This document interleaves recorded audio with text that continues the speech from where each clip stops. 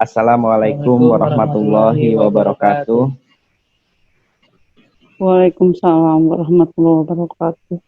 Ibu, izinkan kami memperkenalkan diri.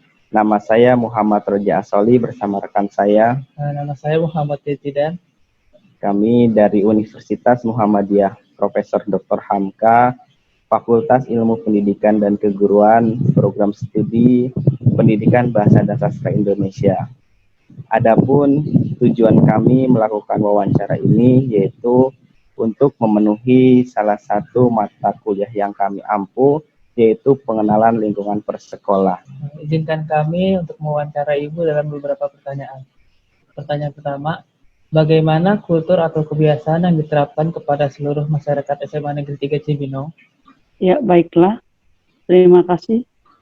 Akan saya sampaikan bahwa sebelum pandemi COVID-19, nah, KBM yang terjadi di SMA 3 Cibinong cukup efisien. Yang pertama, 6:30 posisi anak sudah berada di sekolah. Diadakan apel daripada guru-guru. Setelah apel, Bapak Ibu sekalian, ada penyambutan juga. Jam 7:05, guru-guru sudah berada di ruangan kelas melakukan karakter building mengenai satu lagu Indonesia Raya. Yang kedua, kita melakukan pembacaan ayat suci Al-Quran yang non-muslim mengikuti sesuai dengan ajarannya. Apabila anak yang tidak hadir, maka dilakukan pemantauan oleh tim kedisiplinan.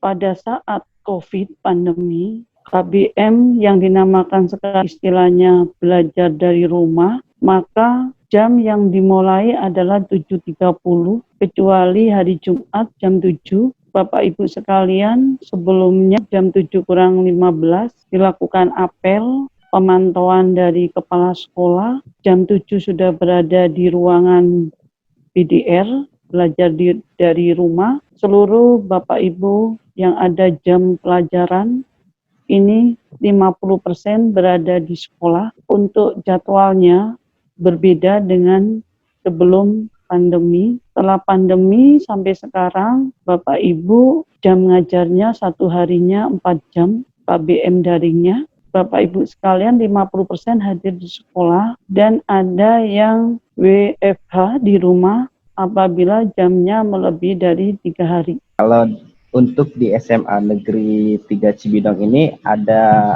berapa jumlah keseluruhan tenaga pendidik beserta karyawan yang bekerja di SMA Negeri 3 Cibinong ini, Bu? Untuk karyawan, seluruh kepala sekolah dengan pendidik itu sekitar 57.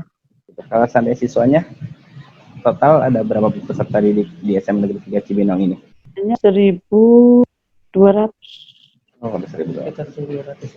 10 plus 12. Kelas 10 itu ada 12 jenjang, 6 MIPA, 6 IPS. Untuk kelas 11 itu 6 MIPA, 5 IPS. Untuk yang kelas 12, 5 MIPA, 5 IPS. Baik, Bu. Itu saja pertanyaan yang kita tanyakan. Terima kasih atas waktunya. Kurang lebihnya mohon maaf. Wassalamualaikum warahmatullahi wabarakatuh. Waalaikumsalam warahmatullahi wabarakatuh.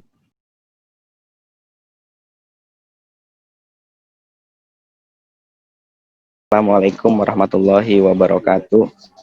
Waalaikumsalam warahmatullahi wabarakatuh. Adapun tujuan yang saya lakukan ini yaitu untuk mewawancarai Ibu, salah satu guru mata pelajaran bahasa Indonesia. Saya pun melakukan wawancara ini untuk memenuhi salah satu mata kuliah yang saya ampu, yaitu pengenalan lingkungan persekolah. Oleh karena itu, ada beberapa pertanyaan yang memang akan saya sampaikan kepada Ibu. Mungkin untuk lebih efisien waktu, langsung saja Ibu ya kita ke pertanyaannya. Boleh langsung bertanya. Ibu sudah berapa lama mengajar di SMA Negeri 3 Cibinong ini? Ibu sudah mengajar hampir 3 tahun karena ibu masuk mengajar di SMA 3 itu mulai dari tahun 2018. Di ajaran baru ibu langsung masuk ke SMA 3 sampai Oke. sekarang. Jadi setelah lulus dari setelah wisuda, Ibu langsung mengajar di SMA Negeri 3 Cibinong ya, Bu? Iya, ibu lulus sudah langsung ibu nggak lama langsung mengajar di SMA 3. Setelah 3 tahun Ibu mengajar di SMA Negeri 3 Cibinong, apa kendala atau tantangan terberat atau tantangan yang Ibu hadapi untuk ya menangani siswa-siswi di kelas maupun saat ini menggunakan media daring atau online? Kendala saat tatap muka sih sebenarnya tidak ada, hanya tergantung gimana kita mengatur waktu saat mengajar mereka di kelas. Misalnya secara tatap muka kita harus mengkondisikan anak belajar seperti apa. Lalu kita harus mencari metode pembelajaran seperti apa yang diinginkan oleh siswa. Jangan hanya kita mengandalkan pemberian materi tanpa kita mengetahui kemampuan siswanya seperti apa. Contohnya kita hanya menjelaskan saja, tapi kita tidak ada feedback atau timbal balik antara guru dan siswa. Jadi terkadang kan banyak siswa yang ngantuk karena gurunya terlalu serius mengajarkan, jadi tidak ada waktu untuk bercanda. Kadang kan belajar itu tidak harus selalu serius, jadi biar anak-anak tuh tidak terlalu mumet dalam belajar di kelas. Nah, sedangkan kalau misalnya dengan metode, biasanya kita itu banyak metode sih di kelas itu. Kita misalnya banyak metode. Pertama kita mengadakan metode mengajar secara kuisis, terus metode yang lain misalnya kayak games, mengadakan games. Tapi untuk games tidak terlalu banyak, karena kalau misalnya terlalu banyak games, siswa nanti terlalu seakan-akan kayak mengabaikan untuk belajar yang lain, karena mereka sudah kasihkan untuk belajar dengan games. Jadi dengan cara mencairkan itu ya Bu ya, suasana kelas seperti itu ya Bu. Ya, suasana kelas biar tidak bosan.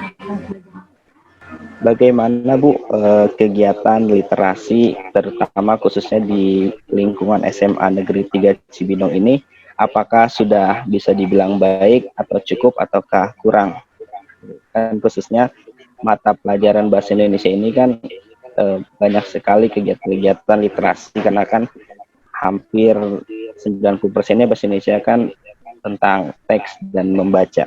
Untuk kegiatan literasi di SMA 3 ini menurut Ibu sudah cukup baik karena siswa diminta untuk membaca buku. Jadi membaca bukunya tidak harus buku dengan satu buku aja, tapi mereka bisa bermacam-macam buku. Dan setelah membaca, mereka harus mencatat poin-poin apa yang terdapat di dalam buku tersebut. Nanti setelah dicatat, mereka memberikan catatan mereka ke guru atau pihak yang bertanggung jawab atas literasinya. Setelah itu baru dinilai. Jadi itu sebagai bukti mereka setelah membaca. Lantas pada saatnya sudah dibilang hampir 1 semester ini kan kita melakukan pelajaran jarak jauh PJJ. Lantas literasi yang diterapkan sebelum PJJ ini, apakah di PJJ ini masih dilakukan? Kalau untuk literasi ini mau secara daring atau tidak, sebenarnya masih berlaku karena di rumah juga mereka banyak waktu yang mereka habiskan untuk membaca juga. Karena apa? Karena waktu mereka tidak hanya untuk main game, bosan juga kan. Pasti mereka membaca buku. Kebanyakan dari mereka itu senang membaca novel, cerita-cerita atau Wattpad gitu. Jadi tetap berjalan untuk literasi secara daring juga. Nah, bagaimana konsep atau metode yang Ibu terapkan dalam PJJ ini, khususnya dalam mata pelajaran bahasa Indonesia? Yang kita ketahui kan MAPEL ini tidak hanya sekedar materi-materi, tetapi harus ada prakteknya seperti dan ada mata pelajaran atau materi drama, ada puisi, itu kan harus dipraktekkan gimana cara membacanya dan cara membuat itu. Seperti apa Bu dalam PJJ ini? Saat ini kan kalau materi untuk bahasa Indonesia ya, bahasa Indonesia itu kalau minggu pertama itu kan melalui Zoom. Contohnya teks prosedur. Mereka nanti diminta untuk menjelaskan apa yang mereka tahu tentang teks prosedur. Setelah itu, mereka nanti membuat contoh teks prosedur di rumahnya.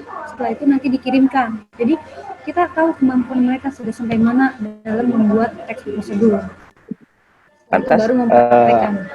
baik mempraktekannya itu dengan cara tatap muka di Zoom seperti ini atau mengirimkan video Biasanya kalau secara untuk japri?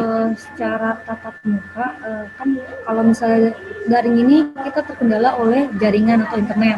Kalau misalnya kita secara tatap muka semua, pasti banyak yang misalnya mengalami kendala sinyal atau apa. Jadi mereka diminta untuk mengirimkan video hasil mereka membuat teks prosedur.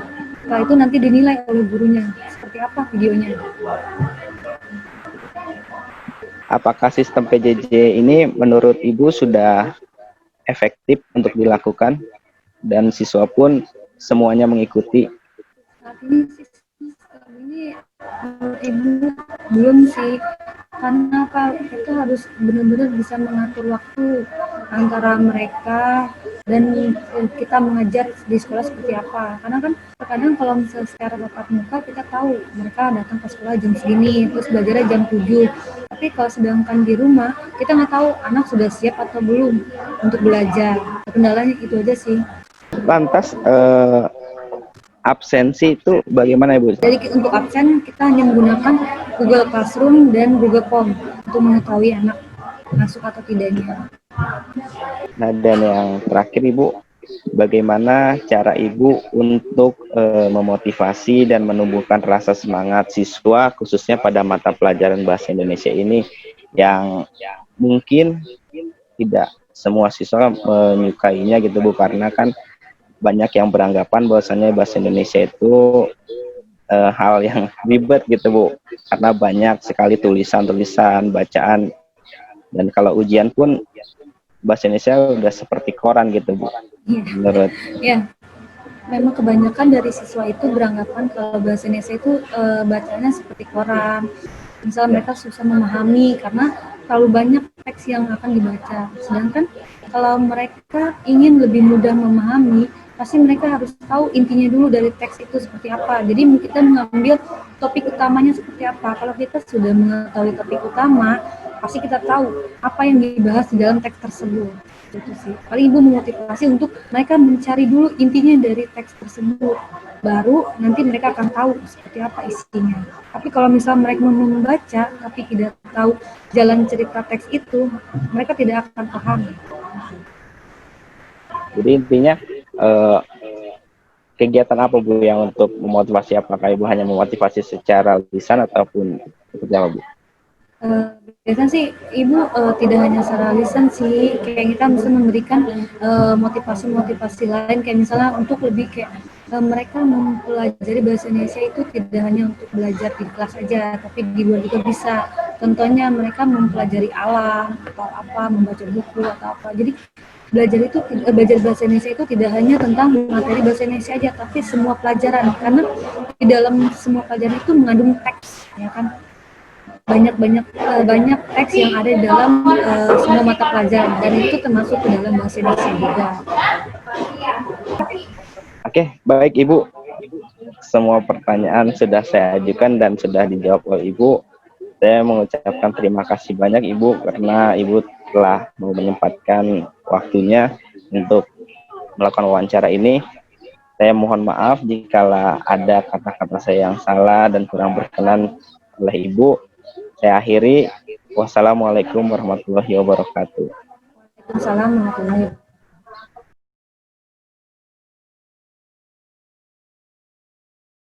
Kak Alma ini lulusan tahun berapa ya Kak, kalau saya boleh tahu, dari SMA Negeri 3 Cibinong? Saya lulusan tahun 2020. Tahun 2020 ya Kak.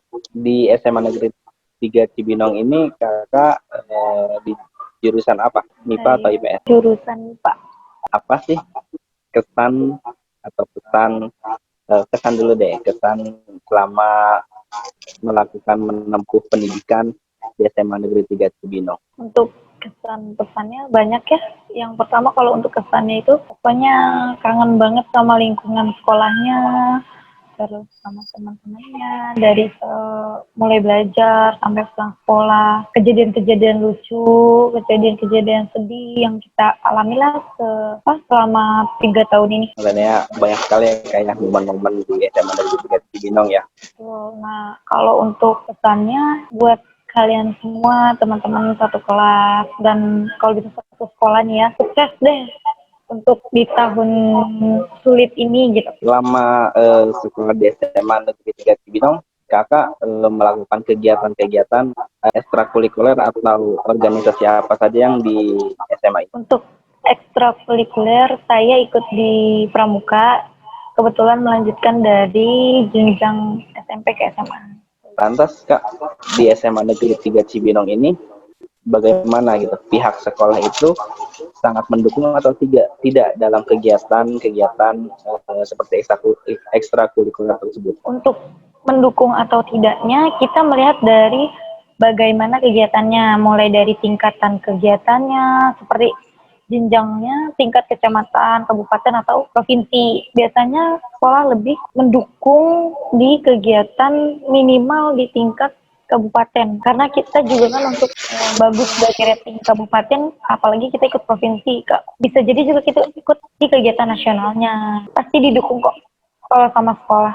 Sekolah itu memberikan sarana prasarana nggak kak untuk kita selalu beraktif untuk menunjang semua kegiatan-kegiatan ekskul itu? Apa sarana prasarana apa yang disediakan oleh sekolah gitu Kak, untuk menunjang kegiatan ekskul tersebut, khususnya pramuka yang kakak Alma ikuti? Sudah lengkap dan didukung gitu, mulai dari ruangan terus ekskul pramuka kayak sanggar, peralatan-peralatan yang dibutuhkan, sampai material-material yang lebih rinci kecil pun didukung sama sekolah gitu, diberikan sarana prasarananya. Jadi sekolah itu sangat mendukung ya kayak. Lantas pertanyaan berikutnya kak, bagaimana tentang kedisiplinan atau peraturan di SMA Negeri 3 Cibinong ini, apakah sudah baik atau bagaimana kak?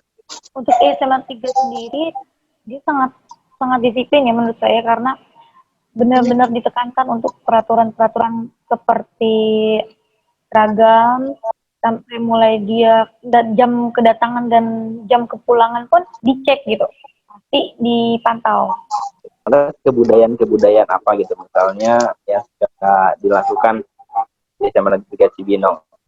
Siswa itu selalu melakukan kegiatan apa? Nah, kalau untuk di SMA 3 Cibinong sendiri ini, dia bisa kalau seperti hari-hari besar kayak Maulid atau yang lain pasti ada gitu perayaannya. Nah, untuk kegiatan rutinnya pun setiap hari Jumat kita ada kajian. Kalau tidak kajian kita sholat duha bersama. Itu tidak hanya dilakukan oleh mayoritas Muslim ya, tapi yang minoritas Kristen pun dia ada kegiatan tersendiri yang biasa dilakukan di hari yang bersamaan gitu. Oh gitu, jadi semua kegiatan yang entah itu rohani atau pendidikan di SMA Negeri 3 Cibinong itu sangat luar biasa ya Kak ya. Oke baik Kak Alma, terima kasih banyak Kak Alma atas waktunya. Saya mohon maaf apabila ada salah kata. Ya, Assalamualaikum warahmatullahi wabarakatuh. Waalaikumsalam warahmatullahi wabarakatuh.